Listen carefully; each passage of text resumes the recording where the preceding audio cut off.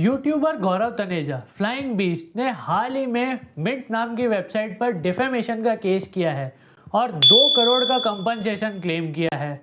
गौरव ने अपने Twitter handle पर एक फोटो शेयर की जिसमें वो अपने परिवार के साथ हवन कर रहे थे। उन्होंने उसमें लिखा कि हवन करने से अपने स्वास्थ्य में और पर्यावरण में पॉजिटिव इफेक्ट आता है। सैफ अली भट्ट नाम की एक ऑथर ने इस ट्वीट को कोट करते हुए मिंट में एक आर्टिकल लिखा कि आज के जमाने में भी ऐसी दकियानूसी बातें, ब्रांड को इनसे टाई अप करने से पहले सोचना चाहिए और ब्ला ब्ला ब्ला। गौरव की पिटीशन जैसे ही दिल्ली हाई कोर्ट ने एक्सेप्ट की, उन्होंने अपने ट्विटर हैंडल पर शेयर किया तो बस फिर क्या था, उनके फॉलोअर्स ने सैफ अली को ट्रोल करना शुरू कर दिया। फिर सैफ अली को भी हाई कोर्ट का शरण लेनी पड़ी। सोशल मीडिया के इस दौर में हम आए दिन सुनते हैं कि आज इसे ट्रोल किया जा रहा है, आज फलाना सेलिब्रिटी को ट्रोल किया जा रहा है। ट्रोल का मतलब यही है ना कि किसी के काम या कैरेक्टर पर किसी ने नेगेटिव कमेंट कर दिया तो वो वायरल हो गया। क्रिटिसिज्म तो लोग सोशल मीडिया के आने से पहले भी करते थे, मगर किसी को बदनाम करना भी तो एक काम है। इसे हम एक्ट ऑफ डिफेमेशन कहते हैं। तो फिर अब क्या करें? हमारे देश में इस तरह के एक्शंस को कंट्रोल करने के लिए लॉज थे और वो काफी इफेक्टिव थे, मगर अभी कुछ समय से एक्ट ऑफ डिफेमेशन के केसेस की संख्या बढ़ रही है और उसमें ऑनलाइन डिफेमेशन के केसेस की परसेंटेज सबसे ज्यादा है। तो इसके लिए क्या सोशल मीडिया को दोषी मान ले? नहीं, सोशल मीडिया का तो यही फीचर है ना, वो किसी भी इंफॉर्मेशन को फास्ट और वाइड स्प्रेड करता है। अब ये तो यूजर की जिम्मेदारी है कि वो किस तरीके की इंफॉर्मेशन को शेयर करता है। अरे भाई, फ्रीडम ऑफ स्पीच का मजा भी तो हम सोशल मीडिया के कारण ही ले पा रहे हैं। लोगों को पता ही नहीं चल पाता है कि कब वो फ्रीडम ऑफ स्पीच का यूज करते करते बाउंड्री क्रॉस कर गए और डिफेमेशन पे आ गए हैं। ऐसा कई बार लॉज की जानकारी न होने के कारण होता है और कई बार तो भावुकता में यह सेंस नहीं कर पाते हैं कि मैसेज की ऑथेंटिसिटी को चेक कर ले, बस दे धमाधम फॉरवर्ड। एक जिम्मेदार सिटीजन होने के नाते हमें ये जानकारी होनी चाहिए कि डिफेमेशन क्या है, इंडिया में इसके लिए क्या लॉज है, किसकी ऑनलाइन ट्रोलिंग में हमें पार्टिसिपेट करना चाहिए या नहीं, यदि हमारे साथ ऐसा कुछ होता है तो हमें क्या करना चाहिए। आज इन्हीं सारे टॉपिक्स पर हम डिस्कस करेंगे, तो वीडियो को एंड तक जरूर देखिएगा। एक निवेदन मैं आपसे करना चाहूंगा कि इस वीडियो को लाइक करें, लोगों के साथ शेयर करें और हमारे चैनल को सब्सक्राइब करें। चलिए शुरू करते हैं।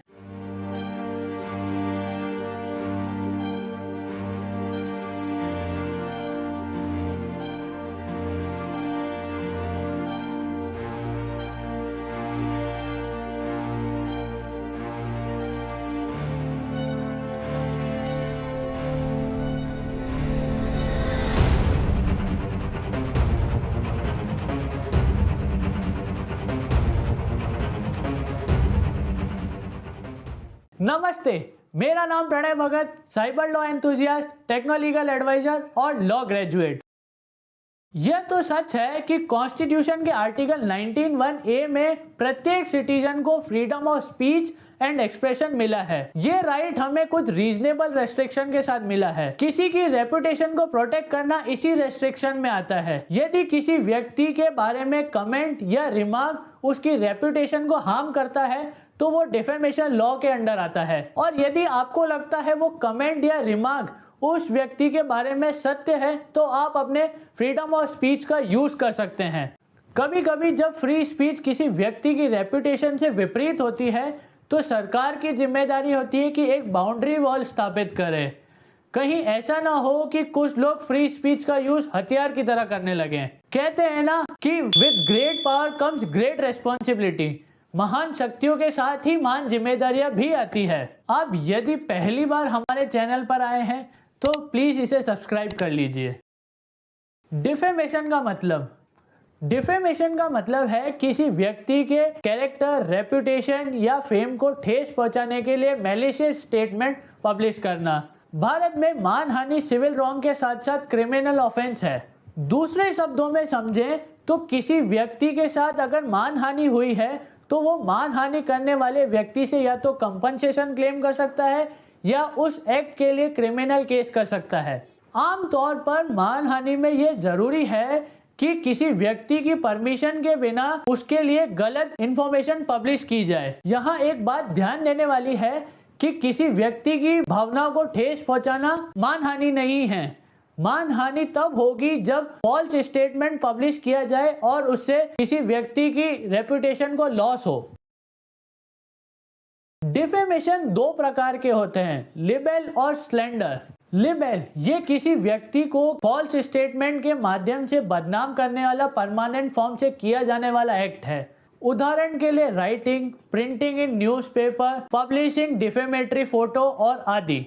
स्लैंडर शब्दों या इशारों द्वारा डिफेम करना। इसमें इशारों की भाषा और इनआर्टिकुलेट फॉर्म ऑफ एक्सप्रेशन भी शामिल है, जैसे किसी को धिक्कारना, आंख मारना या रेपुटेशन को हार्म करने वाली दूसरी चीजें। लिबेल और स्लैंडर में फर्क क्या है? स्लैंडर का स्टेटमेंट किसी भी रूप में हो सकता है, जैसे ब्लॉग राइटिंग, भाषण, टेलीविजन पर बोलना।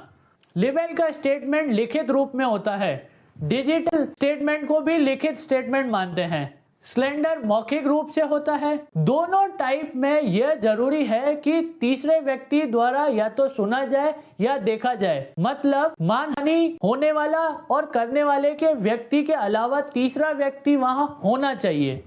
लिबेल में किसी भी प्रूफ और स्पेशल एविडेंस की जरूरत नहीं होती है, क्योंकि ये रिटर्न फॉर्म में होता है तो इसे एज एविडेंस यूज किया जा सकता है। मगर स्लैंडर में प्रूफ और स्पेशल एविडेंस की जरूरत होती है, क्योंकि वो मौखिक रूप में होता है तो एग्रीव पार्टी को इसे प्रूव करना होता है। यहाँ स्पेशल डैमेज एक मटेरियल डैमेज है जिसको मॉनेटरी टर्म में इवेल्युएट किया जा सकता है।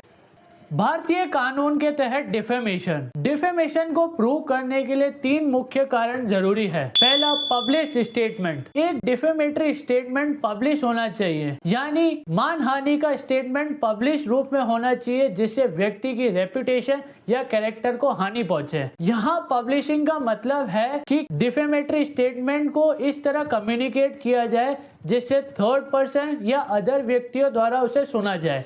दूसरा, स्टेटमेंट में किसी दूसरे व्यक्ति का उल्लेख होना चाहिए। एक डिफेमेटरी स्टेटमेंट दूसरे व्यक्ति के लिए होना चाहिए। यदि कोई व्यक्ति किसी दूसरे व्यक्ति को डिफेम करता है मगर उसका इंटेंशन बदनाम करने का नहीं है, फिर भी वो अपने स्टेटमेंट के लिए लायबल होगा। जो स्टेटमेंट में किसी को रेफर नहीं किया गया है वो मानहानि का स्टेटमेंट नहीं होगा।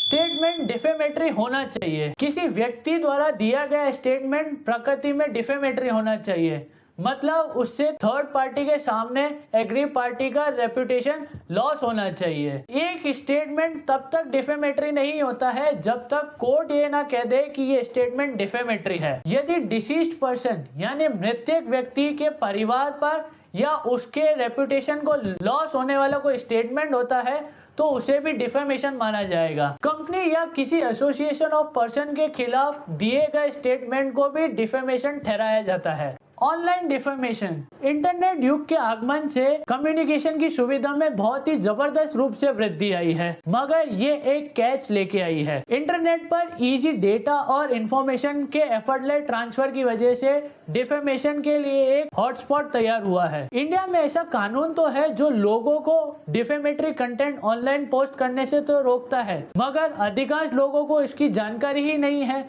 या फिर वो लापरवाही करते हैं जानने में कि ये कंटेंट डिफेमेटरी है या नहीं। इस वीडियो में हम आगे ऑनलाइन डिफेमेशन और यदि आप पर डिफेमेशन का कोई केस करता है तो उससे कैसे बचा जाए उसके बारे में डिस्कस करेंगे। तो वीडियो को लास्ट तक जरूर देखें और इस वीडियो को लाइक करें, शेयर करें और हमारे चैनल को सब्सक्राइब करें।